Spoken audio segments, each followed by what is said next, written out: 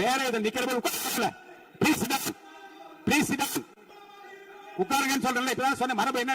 உட்காருங்க, மாநில உறுப்பினர் உட்காருங்க, உட்காருங்க. உங்களுக்கு வாய்ப்பு அளிப்பேன், நீங்க அமைதியா உட்காருங்க. வாய்ப்பு அளி இப்ப நீங்க சொல்லாதீங்க யூ நோ ரைட், என்ன வந்து இப்ப என்று சொல்லி கட்டாயப்படுத்த உரிமை இல்லை, நான் அளிப்பேன்.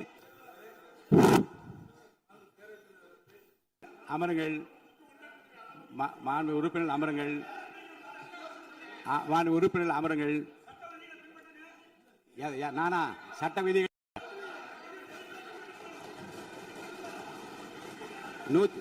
110 விதியின் அரசின் சார்பில் இருங்க.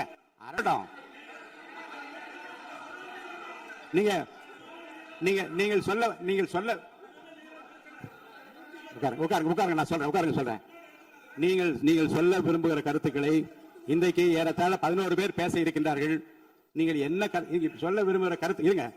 அமைச்சர் இப்போது 110 விதியின் கீழ் விளக்கம் அளிப்பார். இந்த விளக்கத்தில் உங்களுக்குள்ள கருத்துக்களை உங்களுடைய கட்சியின் சார்பில் பேச இருக்கின்றார்கள். பேசுகிறப்ப கருத்தை சொல்ல உரிமை நான் தருகிறேன். இந்த 0 அவர் கிடையாது. வினாக்கள் பாருங்க, பிசினஸ் அட்வைசரி கமிட்டியில உட்கார்ந்து பேசுகிற போது வினாக்கள் விடைகள் நேரமும் 0 அவர் கிடையாது என்று சொல்லிவிட்டோம். இப்போது இதை பற்றி இந்த கருத்துக்களை நீங்கள் பேசுகிற போது உங்கள் உறுப்பினர் சார்பில் எடுத்து வைக்க நான் அனுமதி அளிக்கிறேன். அப்போது நீங்கள் தாராளமாக பேசலாம். மாண்புமிகு அமைச்சர் பேசுங்க. மாண்புமிகு பேரவைத் தலைவர் அவர்களே, திருவள்ளூர் மாவட்டம் ஊத்துக்கோட்டை வட்டம் பெரியபாளையம் அருகே கன்னியர்பேர் கிராமத்தில் 21/6/2026 அன்று saint Peter and Paul sea food exports private limited company என்ற தனியார் கடல் உணவுகளை பதப்படுத்தும் தனியார் தொழிற்சாலையில் ஐஸ் பிளாக்ஸ் ஜெனரேட்டர் மிஷினுக்கு செல்லும் பைப்லைன் வால்வில் எதிர்பாராத விதமாக ஏற்பட்ட விபத்தின் காரணமாக அமோனிய வாயு கசிவு ஏற்பட்டுள்ளது. இந்த விபத்தின் காரணமாக இதுவரை அங்கு பணியில் இருந்து 74 நபர்கள், 70 பெண்கள், 4 ஆண்கள் பாதிக்கப்பட்டு அரசு தனியார் மருத்துவமனையில் அனுமதிக்கப்பட்டு சிகிச்சை பெற்று உறுப்பினர் அமருங்க. இருங்க, உறுப்பினர் அமருங்க. நீங்க உட்கார்ந்தீங்கன்னா தான் நான் பேச முடியும். உட்காருங்க, எல்லாரும் உட்காருங்க. பாருங்க, நீங்க உங்க கட்சி தலைவர் பேசுற, நீங்க எல்லாம் குறுக்க ஏன் பேசுறீங்க? பேசாதீங்க, குறுக்க பேசாதீங்க. யாரோ ஒருத்தர் பேசுங்க.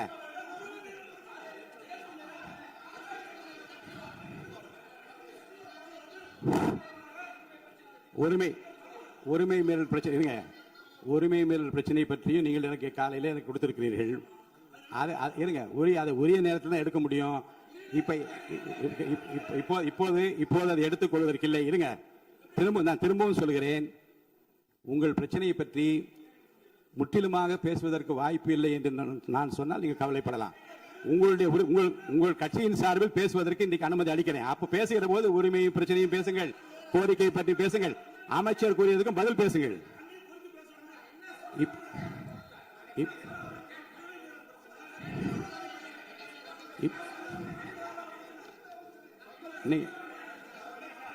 இப்போது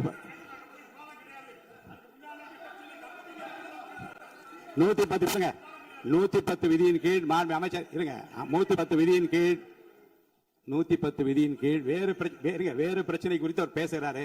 நீங்க அதை கேட்டுவிட்டு உங்க பிரச்சனை பற்றி நான் பதில் சொல்றேன். அது வரைக்கும் அமைதியாக உட்காருங்க. பேசுங்க. மாண்புமிகு பேரவைத் தலைவர் அவர்களே, இருங்க. எதுக்கு இருங்க? இல்லங்க, இருங்க, இல்லங்க, பாருங்க, சபை விதிகளுக்கு உட்பட்டு தான் நடக்கிறேன். இந்த விஷயம் சொல்றேன். அப்புறம் முன்னாடி அப்படி நடந்தது. பாருங்க, உரிமை பிரச்சனை பாருங்க, உரிமை பிரச்சனை. நீங்க பதிலுக்கு பதில் பேசியா என்னால பதில் சொல்ல முடியாது. கொஞ்சம் அமைதியா கேளுங்க.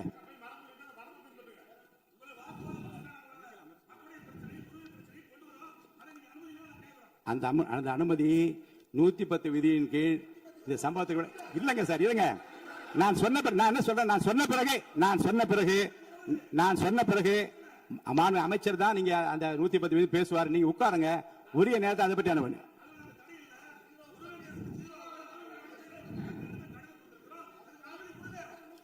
நூத்தி 10 விதியின் கீழ் மாண்பு அமைச்சர் விளக்கத்தை அளித்த பிறகு நீங்க பேசுங்க.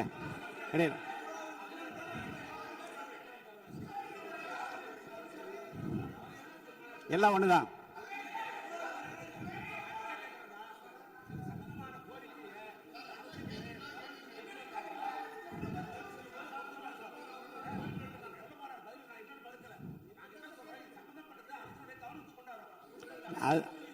அதற்கு அதாங்க இல்ல 110 மாண்புமிகு உறுப்பினருக்காக சொல்றேன்.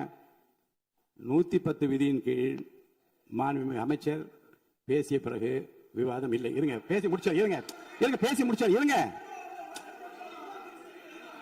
நான் இப்போ பாருங்க, உங்களுக்கென்று உங்களுடைய கட்சியினுடைய உறுப்பினர் பேசுகிற போது இதே பிரச்சனை கொஞ்சம் கலந்து பேசுங்க. நீங்க அப்பவும் சொல்லுங்க.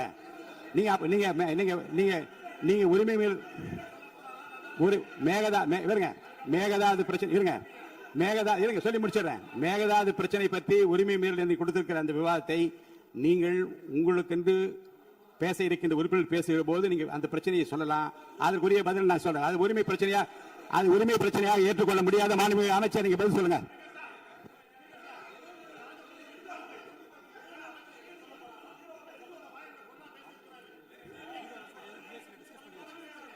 ஏற்கனவே அலுவல் ஆய்வு குழு எடுக்கப்பட்ட முடிவுபடிதான் நடப்பேன். அலுவல் ஆய்வு குழுவுக்கு மீறி நடக்க முடியாது. தயவுசெய்து அமருங்கள். மாண்புமிகு அமைச்சர், நீங்க 110 விதிகள் உங்களுடைய படிங்க. மாண்புமிகு பேரவைத் தலைவர் அவர்களே, இவ்விபத்தின் காரணமாக இதுவரை அங்கு பணியில் இருந்து 74 நபர்கள், 70 பெண்கள், 4 ஆண்கள் பாதிக்கப்பட்டு அரசு மற்றும் தனியார் மருத்துவமனைகளில் அனுமதிக்கப்பட்டு சிகிச்சை பெற்று வருகின்றனர். இதில் 15 நபர்கள் அரசு மருத்துவமனையிலும் 27 நபர்கள் தனியார் மருத்துவமனையிலும் தீவிர சிகிச்சை பிரிவில் அனுமதிக்கப்பட்டு தொடர் கண்காணிப்பில் உள்ளனர்.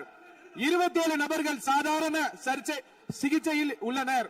இவ்விபத்தின் துரதிருஷ்டவசமாக 5 பெண்கள் உயிரிழந்து உள்ளனர் என்ற துயரமான செய்தியினை கேட்டு அறிந்து மாண்புமிகு முதலமைச்சர் அவர்கள் மிகவும் வேதனை அடைந்து அவர்களுடைய குடும்பத்தினருக்கு ஆழ்ந்த இரங்கலையும் ஆறுதல்களையும் தெரிவித்துக் கொள்வதோடு முதலமைச்சரின் பொது நிவாரண நிதியிலிருந்து தலா 2 லட்சம் ரூபாய் உடனடியாக வழங்க உத்தரவிட்டுள்ளார்கள்.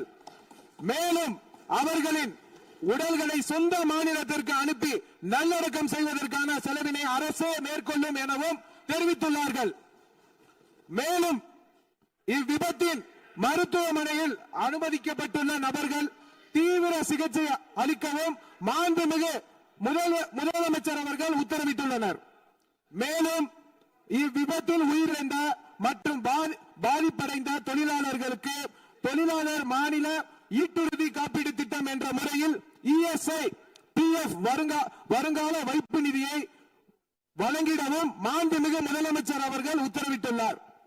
இவ்விபத்தின் குறித்து இயக்குனர், தொழிலாளர் பாதுகாப்பு மற்றும் சுகாதாரத்துறை இயக்குனர், பொது சுகாதாரத்துறை மற்றும் தமிழ்நாடு மாசு கட்டுப்பாட்டு உறுப்பினர் செயலாளர் தலைமையில் ஆய்வு மேற்கொள்ளப்பட்டு முதற்கட்ட விசாரணை அறிக்கையின் 24 மணி நேரத்துக்கு உள்ளாகவும் முழுமையான விசாரணை 3 நாட்களுக்கு சமர்ப்பிக்குமாறு மாண்புமிகு முதலமைச்சர் அவர்கள் உத்தரவிட்டுள்ளனர்.